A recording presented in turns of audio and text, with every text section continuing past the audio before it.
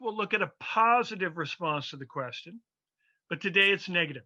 So the first response comes from a Christian who's also a medical doctor. He's a psychiatrist named Gerald May, and his book is called Addiction and Grace. It is a classic in Christian spirituality, but he's the one who basically says we can't make these changes, right? He's spent a lifetime working with people, and no, the changes are exceedingly difficult. So today we're going to look at why he thinks that's so. But first, he lays out his presuppositions for him making that statement.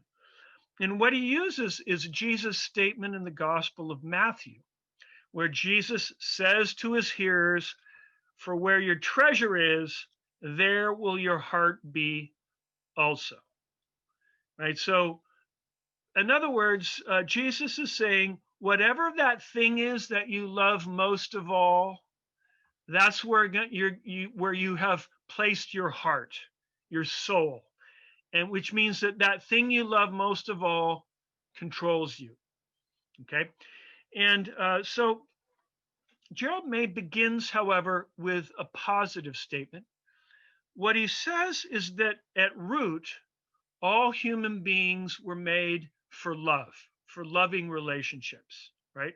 Which fits Jesus and the two great commandments: love God with all your heart, soul, mind, strength, love your neighbor as yourself. So May says we were made for this unconditional love, and we have a longing for it, a longing to love and be loved by other human beings, but ultimately for the God who is the one who made us and who loves us from beginning to end. So we want this love, and that's what we were made for.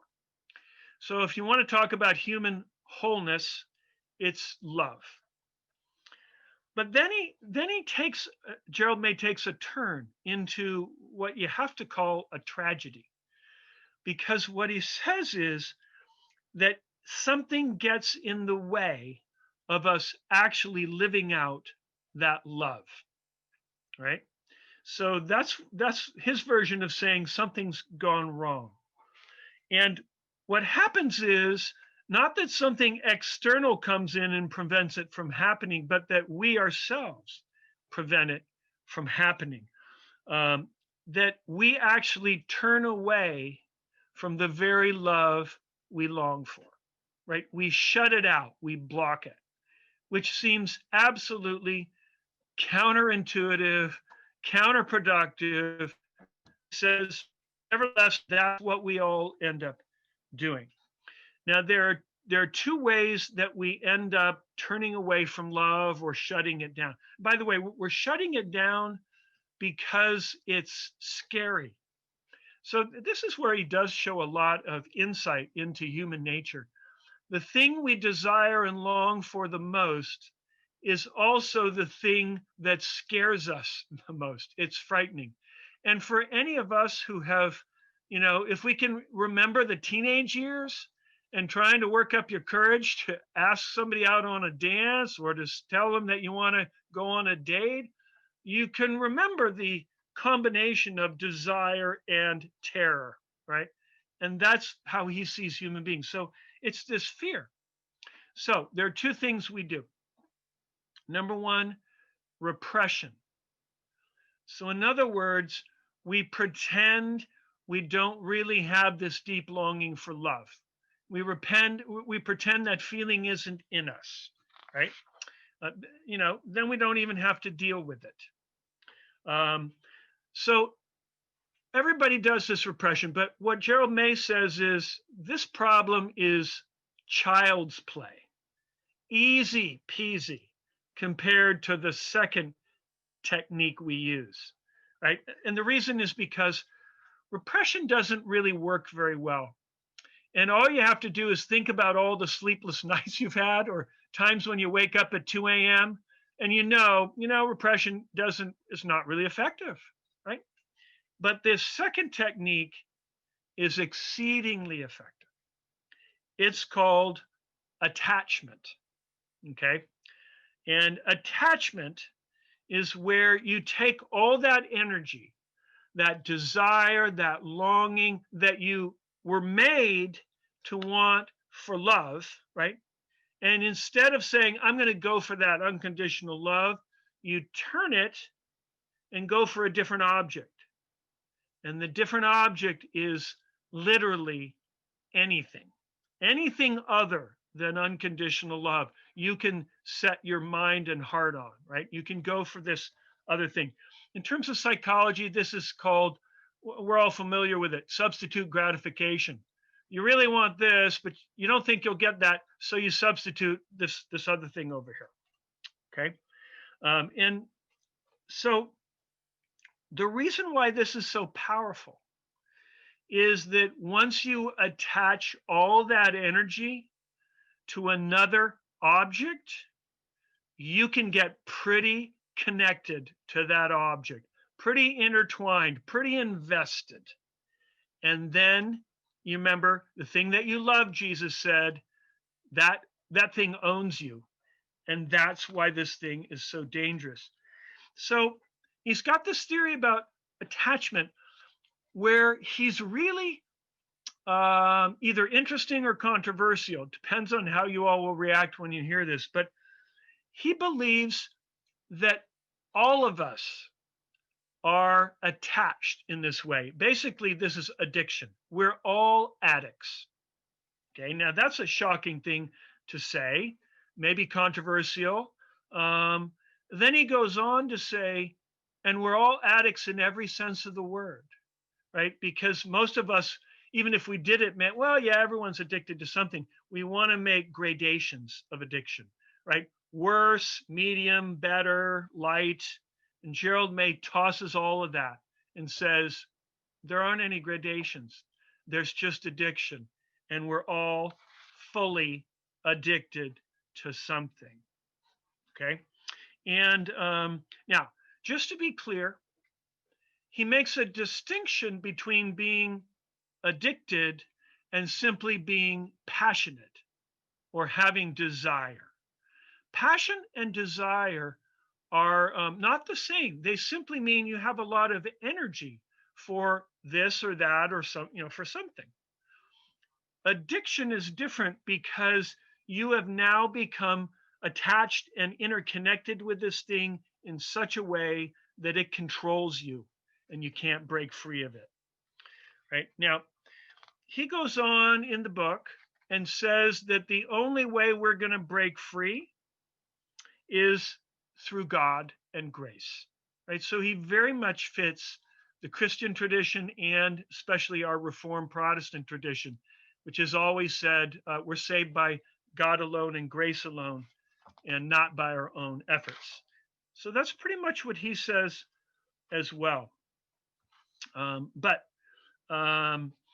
apart from that, from God and grace, zero chance of breaking free. In other words, zero chance of getting to that wholeness he says we were made for. Now, let me give you an idea of the kinds of things that he thinks we can be addicted to. You can be addicted to substances. Now, and remember this man, he spent his entire life working with addicts. So he knows what it's like. You can be addicted to substances like aspirin, nose drops, antidepressants, right?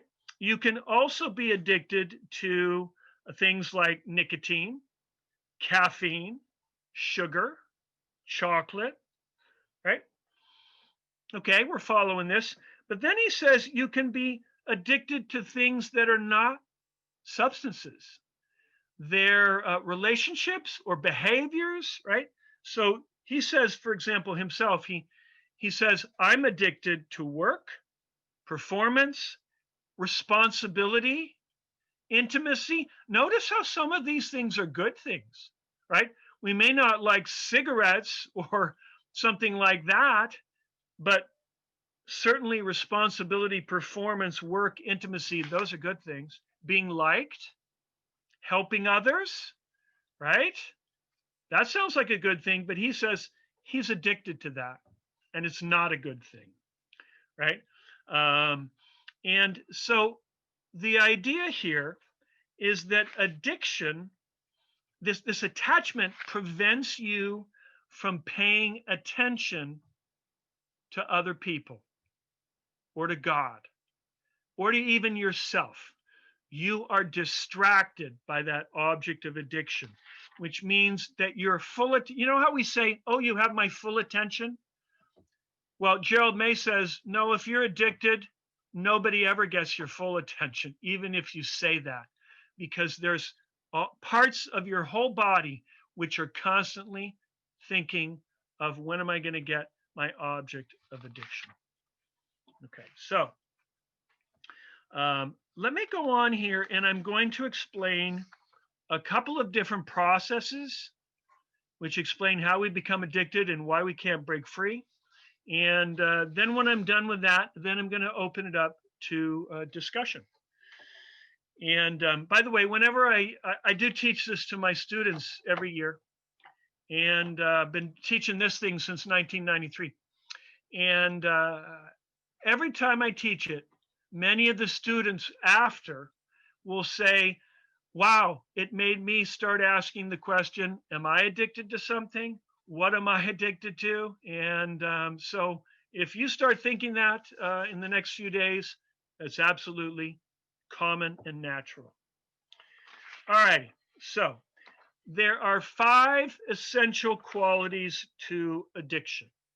Okay, so I'm going to go through these, but you remember that this works for nose spray to try and get a decongestant, and it works for, say, if you're a workaholic for work, and it works for something even lofty like I'm going to work for social justice, right? Something we think is absolutely, it works across the board.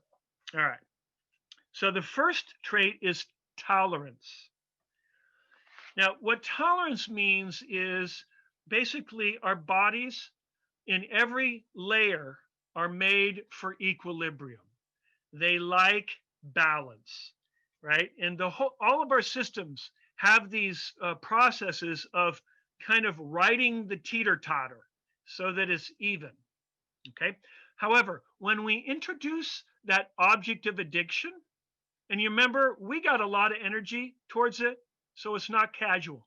When you introduce that, it puts some weight on one of these parts of the teeter-totter, okay? Now your body and your mind and everything, they hate that. It can give you a rush, but even positive rushes, your body doesn't like because it says that's not normal. So what happens is that your body adjusts to this new introduction, this new object, in order to right the teeter-totter. Okay. But this is artificial because now you have a new normal. Because now normal life includes that object of addiction at whatever behavior or dose or whatever. And so that's how you have a teeter-totter. That's tolerance, which means that if you actually introduced it to get a rush, you need some more. Now you need some more. After a few days, a week, 2 weeks, whatever, you need more of that in order to get the same level of rush. That's sort of how we're familiar with tolerance. It's the idea, that you need more of the substance to get the same hit. All right, the second trait is withdrawal symptoms. What that means is, you remember you got your new substance, your body figured it out, you're all equalized now. What happens if you take the object away? Well, your teeter-totter's going to go like that, right? And what's going to happen is your body's going to send out alarm signals, basically saying, what happened to my object of addiction? Where is it? Where is it? Where is it? Where is it? Right? That's withdrawal symptoms. And so basically it's biochemical. You're going to get the fight or flight chemicals flooding your system because they're like, where'd it go? Where'd it go? Right? And furthermore, you're going to get what's called a backlash, where you were equal, but now you remember that when you introduce the object, you went like this. Then you equalize, and now you're going to go like that. So, for example, somebody who's using nose spray, they used it in the beginning because they had an important meeting to attend and they were all stuffed up with a cold. So they used the nose spray and got the equilibrium. If somehow they run out of nose spray, they're going to be so congested. That's withdrawal. Third trait, and here's where things get interesting. The third trait is self-deception. Self-deception. The first sign, there's several signs of whether you're addicted to something or whether it's just like, oh, I have passion for it, right? Addiction, here's the first sign: the exquisite inventiveness of the mind to keep you performing the addictive behavior. Okay. In other words, your mind actually wants you to keep the object of addiction and is very inventive in keeping you stuck. Okay. So it includes denial and rationalization and mind tricks and all of that. Fourth trait, the loss of willpower. This is how it's going to connect to his thesis, which is you can't make these changes because you've lost your willpower.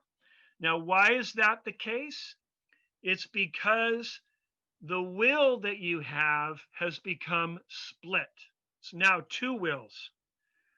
Part of your will wants to be free of the object of addiction, but the other part of the will wants to keep the object of addiction. Okay? So you're at war with yourself. I want to be free. No, I want the object. I don't want the object. I do want the object, right? The quickest way to imagine that, by the way, is just go back and read Romans chapter 7, where Paul says, what's up with me? I want to do the good, but when I try and do it, I end up doing the evil I don't want to do, right? That's this splitting of the will. So the second sign of an addiction is this. You just do a test. If you can stop a behavior, it's not a true addiction. If you cannot stop it, you're addicted and you're just in denial or rationalization. So the true test is whether you can stop it, right? Fifth trait is the distortion of attention. In other words, this is what I said earlier, your ability to pay attention to the ones you love, or even to yourself, and certainly to God, is diminished and diminished until sometimes it goes away altogether, right? And signs of that diminished attentiveness, people who are addicted, they have trouble praying. They have trouble with silence. They want to keep filling that silence with noise, with distraction. So, all right. So another sign of an addiction is whether you can sit down with somebody who loves you and talk about the topic. If you can do that, well, then you may not be addicted, right? But if you really are addicted, you will avoid those conversations exceedingly. All right. Now, by the way, all my students, they frequently raise their hands about this point and they say, aren't there good addictions? I mean, all addictions aren't bad. For example, exercise or eating healthy or, getting to sleep at a certain bedtime. Those are good things, right? So there are good addictions and bad addictions. And I'm here to tell you that Gerald May says, no, there are no good addictions. There's only addictions and they're all bad, right? The reason is because for him, every attachment we have diminishes our capacity to pay attention to other people, to God, to ourselves, right? we are distracted and can't break free of it. So his view is nope, there are no healthy addictions. Okay, so that gives his picture of what an addiction looks like. Now I'm going to go through the steps by which we get addicted and why we can't break free once we are addicted. And this is where things get really interesting. All right, what are the steps? What he's talking about is what is the role of the mind in keeping us addicted. You remember that we saw that earlier. And there are steps. Okay, the first step is denial and repression. Okay, so we have this behavior, it's an addiction, but on this first stage of denial or repression, we're not aware of it. We're not aware of our addictive behavior, right? So we don't notice that we have a problem, right? But the interesting thing, as we said, with denial and repression is that some part of us does know we have that behavior. Otherwise, you wouldn't have to repress it or deny it. So a part of us knows, but we're keeping that part down. Notice how from this very first step, there's a splitting of the self. There's a part of us that says, I don't know of any addictive behavior. And then there's a part that does know about it that has to be repressed. Two parts, right? All right. Second step is rationalization. Now, at this point, we or somebody is brought up, hey, I think you're doing that quite a bit, or hey, I don't think that's healthy, okay? And what we do is we respond with excuses to justify our behavior. So we say, well, yeah, I'm doing that, but here's why. Here's why it makes total sense. Okay. But here's the thing about rationalization, and it's similar to what I said before. Part of you is making the rationalization, and the other part of you is listening to you make the rationalization and saying, wow, there's a story, right? This part knows it's basically it's like you're in a courtroom making a case, but this part knows it's a story, right? So you've got these two parts of yourself that are split. Now here's where the psychology starts coming into play, because when you split the self like that, there's an element of self-embarrassment about it, because you recognize, who am I really? Am I this person? Am I that person? Why can't I just be one single person? What's with this split, right? Now, when you feel that feeling of, say, not liking yourself, you want to be soothed. Now, when you want to be soothed, where do you go to soothe yourself? You go to your object of addiction. So it becomes a feedback loop, right? You see things you don't like in yourself, you feel about your object of addiction. You feel bad, you want to soothe yourself, you indulge in your object of your addiction. Now you feel even worse. Okay? All right. Third step is called hiding. At this stage, you recognize that it's a problem. What you're doing is a problem, and you're no longer denying this.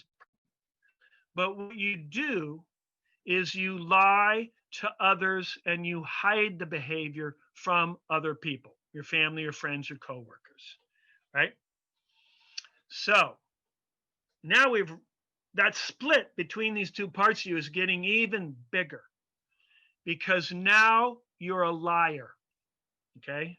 Before you had bad behavior. Now you have bad behavior and you're a liar. Okay. Well, how's that going to make you feel about yourself? Bad. What are you going to want to do when you feel bad about yourself? Soothe yourself. What soothes you? Your object of addiction. And you get the downward spiral. Fourth stage, delaying tactics. So at this point, you admit that it's a problem and you now admit it's got to stop. Okay. So this is the first time you've said to yourself, we got to stop this. Okay. Now, here's where things really heat up because prior to this, your mind hasn't really cared what you do or say. But at this fourth stage, when you say this is a problem, it's got to stop, then your mind perks up and pays attention because that's a threat. Stopping is a threat. So what happens is your mind gets into the play. And here's what it does. It says to you, oh, you're right. Yep, this is bad. Yep, we need to stop tomorrow. Let's get at it. We need a good night's sleep before we get started. I think, you're having dinner with your family tonight. Really, we should start tomorrow. So your mind gets you to procrastinate. And of course, there's always another tomorrow and tomorrow and tomorrow. And guess what happens? You got these two parts of yourself. This part that said, we've got to stop this. And this part that kept doing the behavior, right? And you notice it and say, wow, I can't even stop myself, right? All right. Fifth stage, right? Fifth stage is, this one is really where the mind gets in, okay? Here's what happens is that you lose this battle if you say either of two things. If you say to yourself about breaking free of your object of addiction, if you say, I can't handle it, I can't win, I've lost, guess what? You lost because it's giving up. And if you give up, then the mind wins. It gets to keep the object of addiction. You're stuck. But here's the tragic thing. If you say the opposite, if you say, oh, I can handle it, I've got this covered, don't you worry, the mind then also wins. Because here's how it works. You try and tackle it, you have some small victory, and then you're going to want to pat yourself on the back for your little victory, that great willpower you had. You're going to want to celebrate your achievement. And what do you want to celebrate your achievement with? Your object of addiction. Nothing feels better. So you indulge in your object of addiction, and doesn't take long for you to get rehooked. And when you realize you're rehooked, how are you going to feel about yourself when you told yourself and others and God you had it covered and now you don't? Okay. Then the sixth stage is breakdown. Here, you not only have the first object of addiction, but you add another object of addiction. So maybe you have multiple objects of addiction and you lose touch with reality and you become helpless to stop this addiction. Okay. So you can see how this is how he ends up saying, you cannot change toward wholeness. You're stuck. Now, a couple more comments, then I'll be able to open it up for discussion. Why can't we break free? I mean, we all have the will. We've got freedom of the will. Why can't you just say, I'm going to stop this behavior and do something different? Well, there's three main reasons. Number one, we're outnumbered. Okay. What I mean is there's only one part of us that wants to break free of our object of addiction. That's part of our will, part of our heart. The rest of us wants to keep the object of addiction. The other part of the heart wants to keep it. All of our brain wants to keep it. And so do all the chemicals going through our body. They want to keep it too. So we're outnumbered. Second reason why we can't break free is that our efforts to break free are haphazard and episodic, but the parts of us that want to keep the object of addiction are 24/7. Right? Think about it. The will, the heart, is conscious, which means it's really only working when you're awake and when you're like thinking about it and focused on it.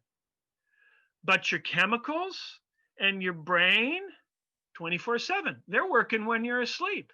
They're working when you're thinking about other stuff. They're always working. Third reason is that our object of addiction is connected to not only every part of us, like our neurology and our chemicals, but also to how we answer all the big questions in life, right? What's ultimate? Who am I? What's the point of my life? When you're addicted to something, the object is the key part of the answers you have to all those questions, which means if you take that object out, you don't know what to do with yourself or your life. You feel like it's a death, like you'll die without it. And that's a pretty big motivation to hold on to it for dear life. Okay, so that's Gerald May's view of why we get stuck and we can't get unstuck. Okay, now just to let you know, this is only the first 90 pages of his book. The other half of the book, he gives a solution, and it's related to God. We're going to return to his solution towards the end of our series, but right now we're just looking at his view of the problem. But let me open it up to your thoughts or questions. Whether you find this compelling or it's not convincing, what are you thinking? Because basically he's saying the change toward wholeness, no, we don't have the ability to make those changes. Questions? Perfect. Guys, I'm going to help moderate this. So go ahead and raise your hands with the little tagged icon to raise your hand, and I'll call on you individually so we don't get too noisy here and overcome each other. So go ahead and raise your hands. There's a little blue icon to raise your hand. Where? It's under, if you go to your bottom screen or whatever, under more, and there's an item that says raise your hand. Under participants. Oh. Yeah, sorry, I should have. Participants. Oh. Where your participant list is and under more. Did everybody find that? Oh, I found it. You just have to open it up. Gotcha. Thank you. Let's go with Walt. Walt, your hand is up. Go ahead and unmute yourself. Hey, good evening, everyone, and Greg in particular. I find I'm interested in buying the book. I find it very compelling structure. I would describe myself as having an addictive personality with some addictions that are very socially acceptable and some less so. The idea of a split personality is a really interesting paradigm that makes sense to me. What I've observed in myself and others, where it's like, you know, something is not good for you and you want to avoid it, and yet it is your kind of like your solace. You need to find a substitute solace, which I think is what ultimately feeds into a spiritual alternative, is what, substituting, God as your solace from your substance or your strange behavior or whatever it is. Absolutely. Yes, that's identical to what Gerald May is saying. All right, and let's go with Becky and Brad Prawn. Yeah, I just wanted to add, we've lifted this up in other sessions. Again, this relates very well to what we do with family life and with relationships with husband and wife. And these addictions are what they classify as affairs, and affairs are not only, physical, but they could be, it could be sports, it could be business, it could be your children, focusing just on your children. But it's that same relationship.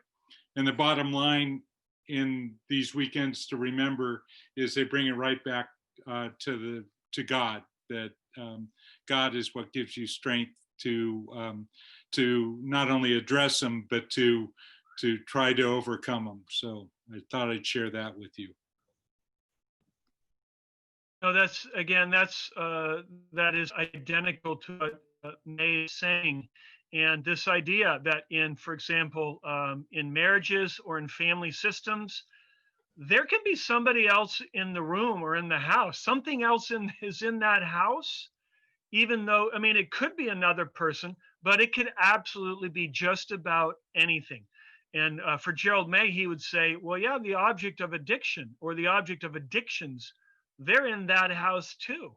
But it's possible that nobody in the marriage or nobody in the family recognizes it, or maybe some of them do, but it's not safe to speak it out loud. And the only way forward is for that stuff to be recognized as being in the house. Perfect. Laurie. Well, this is fascinating to me, and it's very simplistic what I have to say, simply because it's not as diverse as all this, but it's very helpful. As I understand, in my prior to my retiring, I was a clinician for a large drug treatment center, and a lot of my clients, patients would come out directly out of San Quentin or out of jail because they had recidivism, and for various reasons for their drug use. And I saw over time the programs that worked the best, and there was a couple of them, totally to the person committed to total commitment to a program that was extremely strict. In other words, they had committed to work in a living in situation. They were not around family. They were not around people who brought them back down or tempted them in any way. And they committed. It was a whole year of work on all the kind of psychological things, and they were totally separated. I saw much more re-addiction falling off the wagon in people who didn't mean to, but they would get back into, well, they had friends, and the friend would say, just one of them would have to say, oh, come on, be one of us for just this minute. Nothing else will happen. And so while this is much more, and this is certainly in family situations, this is talking about ordinary people, not people, the unique group of people who have been in jail because of drug use. But the addiction part of it is so much how they were committed to their addictive behavior and the escape it gave them from all kinds of terrible life situations many of them had grown up with. But it took isolation from any of the temptations to get enough strength built in with themselves to see clearly how not to slip back and to want that free life of not being gripped by their temptations and what had destroyed their lives before. And they were successful in that way. Now, that's because I never saw them again. But I mean, I knew some of them would get in touch with me, and I knew that they're happy to say that they were clean and sober and life was going good for them. It's an interesting, what you have to do here is a lot harder because it's so much more mixed up and you can't walk away from it. You're in it all the time while you're trying to get yourself back on track. Lori, thank you so much for that. That is very close to what Gerald May describes in the second half of the book, which we will look at in a few weeks. But first of all, he says that the change toward wholeness, it's a process. It's not quick or instantaneous or even easy. The second thing that he says, though, is that it involves this journey where you go into what he calls the desert. But the desert is this life without the object of addiction, without the temptations for it, which you have to get through that. But it's very difficult and painful because you have the withdrawal symptoms and you miss that object. But when you've been enabled to be in that space of the desert long enough, you find inner resources in life in you that enable you to do something new. So yes, Gerald May is very similar to what you described. All right. Any other hands? And if for whatever reason you can't figure it out technologically, if you put your hand up in your window, I will try my best to call on you there too. All right, Christian, I see your hand. Go ahead. Unmute yourself first, though. My question is it possible to become addicted to God? Interesting. That's a great question. And yes, normally my students also ask that question, right? It's connected to the question they ask, which is, hey, aren't there good addictions? And then some people will say, well, yeah, you shouldn't be addicted to anything else except God, but you should be attached to God, addicted to God. And again, Gerald May he's very consistent. He once again says, no, you, first of all, you shouldn't be addicted to God or attached to God. But second of all, he says, God is the one thing in the universe you cannot become attached to or addicted to. And he gives us reasons in the book, but one of the reasons is because we can't get a hold of God, right? I mean, as the scriptures say, and as all of us with experience with God know, you can't make God do anything God doesn't want to do. You can't pin God down. You can't put God in a box. God is free and sovereign. And so in that sense, it's difficult to become addicted to God, right? I mean, for example, God is spirit. God has no body. And so in that sense, how are you gonna pin God down as an object? God is always a thou, as Buber says. So, but what he does say is you can become addicted to your idea of God, your image of God, your thoughts about God, and you can also become addicted to your religiosity. So being a religious person, religious rituals, practices, going to church, helping people out, reading the Bible, all those things you can become addicted to. But if you're addicted to your idea of God, it means you have a certain idea of God, and that view of God and you holding it is now the most important thing in your life, and you will not let it go. Right? So yes, that's possible. But that's different from being related to God, the living God. I found with members of my family that they're very strict about their definition. It's very difficult to talk to them about God at all, because God is this, and this happens. They're going to see their mother when they die, and it's just, there's no room for discussion at all. And I respect their beliefs, but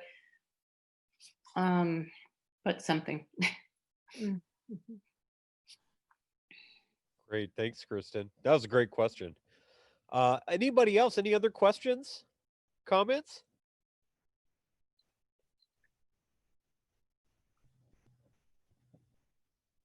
Everybody's quiet. I think you've delivered the shock and awe factor today, Greg. I think.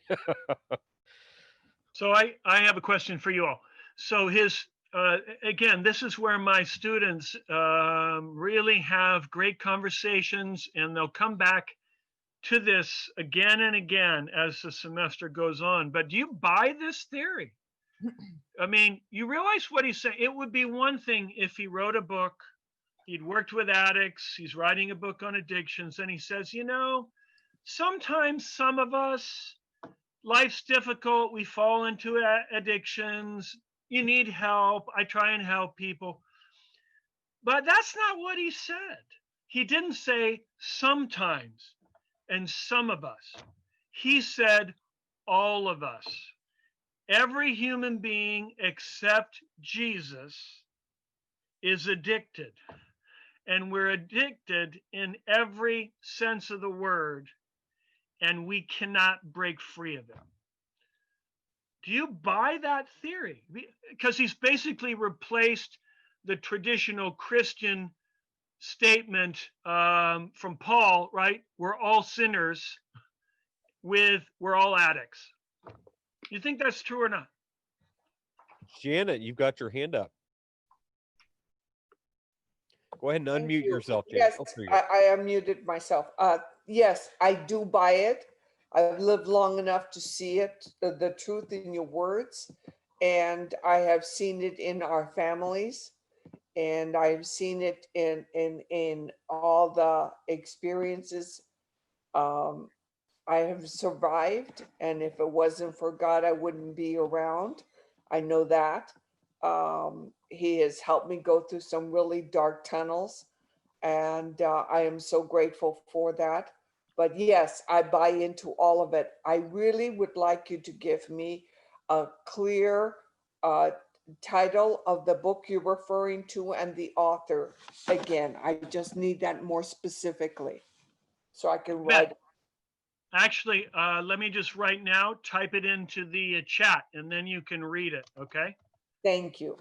The book is by Gerald May and the title is Addiction and Grace.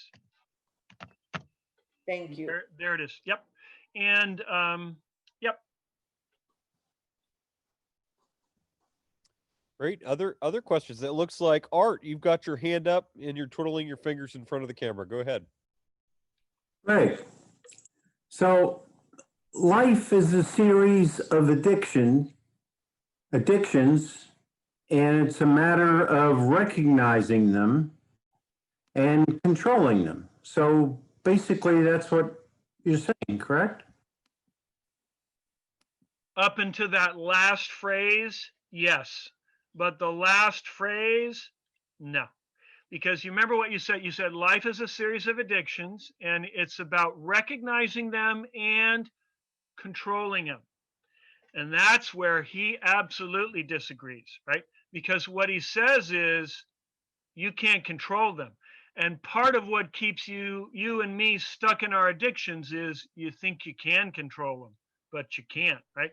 And so you can see where he's going and how well this fits with Christianity and even Judaism, right?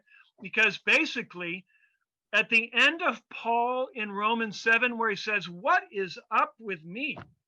The good thing that I know and that I say I want to do, and I go out to do it, and I end up doing the very thing I hate. He ends up saying, woe is me. Who can deliver me from this wretched state? Question mark. And then he says, not, I just need to control this better. He says, thanks be to the Lord Jesus Christ, right? It's Jesus and God who deliver him, not himself with his ability to use his willpower to control it. He basically, the theory here is you can't control it, even with your willpower, right? Now, what you should notice is, all right, that's a pretty extreme position and cut and dried. But then Protestant Christianity is pretty extreme and cut and dried too. But that's what Gerald May's saying. So with God's assistance, grace, we can better control our addictions. Not necessarily controlling them independently ourselves, but with God's grace. So that's beginning to move closer to Gerald May, but only part way, right? Because what you said is actually close to another position in Christian history that isn't Gerald May's version. But that view says, we can't do everything. We need some help from God. We need some grace, and but we still do it, right? We just need help controlling it, but we're still doing the controlling. This view that Gerald May has basically says, oh, you need a lot more than help. Basically, you need God to do this in and through and for you, right? And your job is to let God do it in and for and through you, right? Versus saying, well, I'm going to do some of it, but I do need a little help from God. We're going to be like teammates. And Gerald May says, no, that isn't going to work either. You need to let God make this change in you. So this very much connects to, for example, in the Gospel of John, you remember we looked in the church at the Gospel of John where Jesus says, I'm the vine, you're the branches. Without me, you can do nothing, but with me, you're going to bear all this fruit. That's how Gerald May is thinking too. All right, and Becky and Brad. Yeah, just more of a comment, since there are a lot of us that are here tonight that were in our conversation last night with Kent and his Bible study, and it was on racial justice. And it would have been great to have this conversation last night as we tried to deal with white supremacy and how to deal with, what we, under this definition, could be an addiction for all of us. It would have been great to have this focus last night.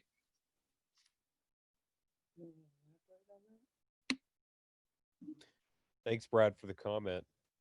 Any other? Oh, I see the Dunhams. Go ahead. Hi. So I'm thinking about one addiction that I had, and that was smoking. And in college, as an architectural student, I think smoking a pipe was part of the tweed jacket that I had, and narrow tie and whatever it was, and it carried over into my work habit, and eventually we learned that smoking wasn't good for us, and that was a worldwide campaign. I remember we were in England, and there was a date, July 1st or something, where everybody was going to stop smoking. So, I mean, it was like a major educational kind of thing. And then I moved my office home, and Roberta wouldn't let me smoke inside. So I'd have to go out in the rain. And one thing led to another with her support, and just the inconvenience of being able to smoke in restaurants or indoors. Or I said, it's just too much. So there was a lot of social support to quit, which made it pretty easy, I think. Once we had some cold nights and I didn't want to go out on the deck, probably raining or something. But anyway, there were a lot of factors outside of me that made it helpful, especially the social thing.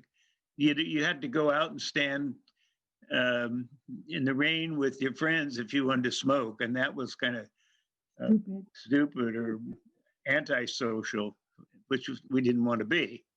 So anyway, I don't know how that fits in with your theory, but it was helpful. A lot about outside forces.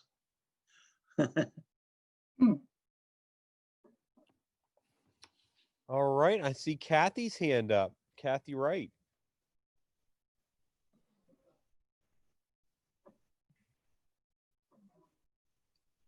Sorry, I just forgot to unmute. I kind of wanted to go back to what Art was saying about if you acknowledge if you are acknowledging your addictions and you ask for help through Jesus, through God, you're saying you can't ask for that help, or you can't look for that help because Jesus has to speak to you. But that's a way difficult mindset to hear what God has to say to us. And I think in our daily lives, with the things that we deal with on a daily basis, that little conversation that you have with God in your head to direct you one way or the other is like way different than listening to God's word. Is that kind of what you were saying, Art, or no?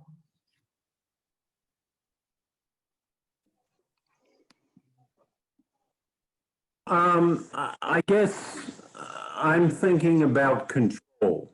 I feel in order for something to happen, I have to make it happen. I need to control. So recognizing my addictions, I can better deal with them. But I can't do it all myself. I need God's help, assistance. So I think that's pretty much what Greg was saying, that God has to make it happen. So I can't control everything, or I can't control anything, according to Greg. No, that's according to Gerald May. Yeah. I'm just telling you what Gerald May says. So, Kathy, you're actually close to what Gerald May does say in this latter half of his book. What he said, what he noticed, made the difference. You know, when he started asking himself after he'd been doing working with addicts for a while, he says, "How come some of these people get better? A lot of them don't, but some of them do. Why do those people get better?" The common denominator was some version of the prayer, "Help me, Jesus."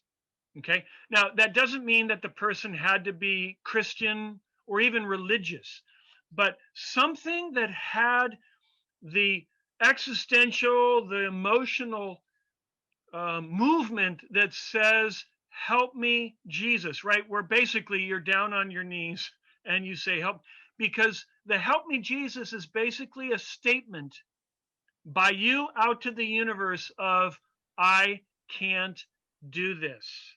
This is too big for me." That's one piece. But it also has the other piece. The other piece is, "But maybe you can, Jesus," or maybe God, you can. So you need both of those pieces. I can't do it, but maybe somebody can. Because if you don't have both, you're lost, right? And so what happens is that the "I can't do it, but maybe you can" has to be absolute. It can't be, "Well, I sort of can't do it, but I'm actually doing pretty good here at X, Y, and Z, but I could use a little support on just these couple of things." That actually, you know, Gerald May would say that's your mind getting you to believe your rationalization story, and it's going to keep you addicted. But the mind loses as soon as you say, "I can't do it," and maybe God can. Maybe Jesus can. Maybe I can get out of this. That's a whole different starting point. Because then what happens is that the God who relates to us and who actually dwells inside of us says, "You know what? I actually can do it. How about let's get started?" And that's where the changes happen. Now, where Art is correct is it's actually going to take a whole lot of self-control to make these changes and make them stick. It's going to be a lot of work. And when it all gets said and done, you got to do it, because it's not like your parents or your friends or your siblings can do it for you. You got to do it. But you do it only because Jesus says, "Yeah, I can do this. Let's get started." That's the piece that enables you to do it. That's what we're going to see in a couple weeks. And Tally, you've got your hand up, it looks like. I do. It reminds me so much of what my mother used to say. "Tally, let go and let God. Back off." Yes, that classic phrase is exactly it. Correct. And Alan, you've got your hand up again. Yeah. In Stephen ministry, whenever there's an issue, and it's usually an issue of grief or maybe addiction, whatever the issue is, it's unpleasant and it causes a lot of emotional stress, which is normal, and irrational, and that's part of the process. But when the person finally acknowledges that whatever it was occurred, then that's the start of recovery and back to normal or whatever it is. But it's, to me, I always think of the key is the acknowledgement as a beginning of recovery. An example of this process, using something that is not, an obvious object of addiction, right? But it fits very much within Gerald May's thesis, which is anything can be an object of addiction. But is the recent book within the last year or two by David Brooks called The Second Mountain. And I'm going to type that right now into the chat.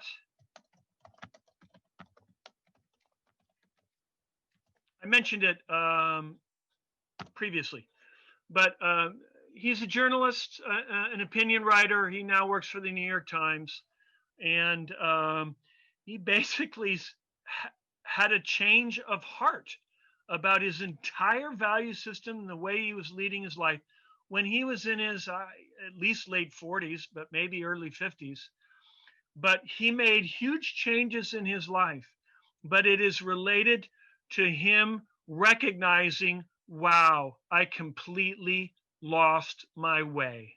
I went the wrong way and the results have been disastrous and I need to start fresh. That's what Gerald May is talking about in terms of how we get out of an addiction.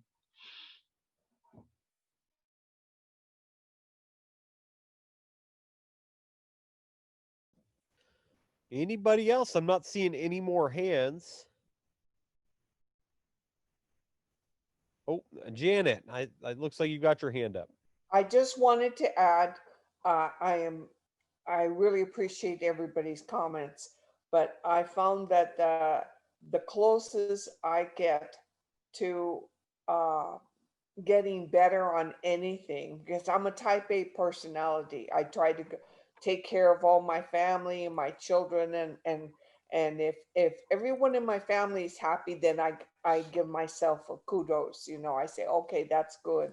But the fact is, when I found everything so totally out of control, when I totally surrendered to Jesus Christ, that is when I started to see a real difference and a growth within me and a peace, a real calm and a peace within myself.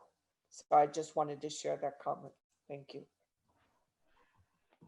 Yes, Janet, that's identical. It's really a synonym phrase, right? Submission to Jesus or submission to God, to the phrase, let go and let God.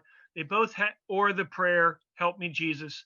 They have that same twofold element of, I can't do this, but maybe you can. So that is the turning point, according to Gerald May.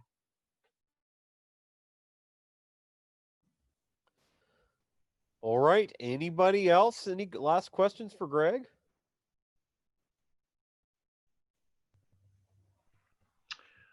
All right. Okay, let me tell you where we're going to go, because I have to admit, I know I'm going to have a lot of fun next week, and we'll see if you all do too. Because what we're doing next week is we are looking at another book. Let me type this right now into our chat.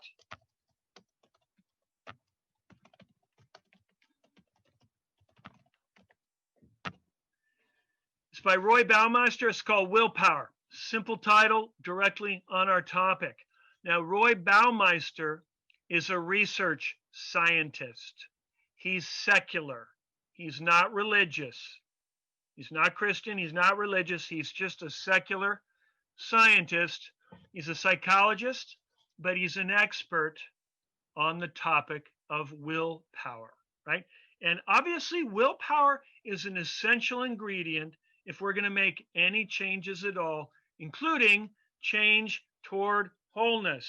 You need willpower. We just talked about Gerald May, who says willpower is useless because the will is split and in battle against itself, and the mind manipulates the will, and it won't get you out. Okay.